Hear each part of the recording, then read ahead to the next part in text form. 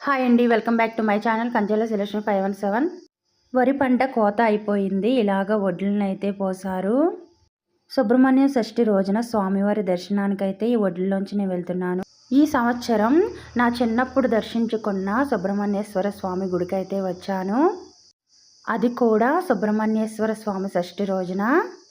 ఈ గుడికి చాలా విశిష్టత ఉంది. ఈ గుడి విశిష్టత ఏమిటంటే, స్వామి గుడి చుట్టుపక్కలే నాగేంద్ర స్వామి ఉంటారు.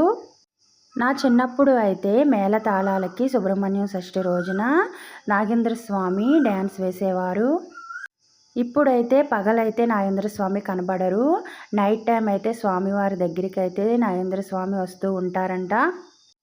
అయితే నా చిన్నప్పుడు అంటే నేను ఎప్పుడు ఈ గుడికి వెళ్ళేదానిని. అసలు సుబ్రహ్మణ్యేశ్వర స్వామి షష్ఠికి నేను ఎందుకు ఈ ఊరు వచ్చాను, నాకు ఈ ఊరికి గల సంబంధం ఏమిటి అనేది లాంగ్ వీడియో అయితే చేశాను. తప్పకుండా లాంగ్ వీడియో చూడండి. Bye friends, thank you for watching.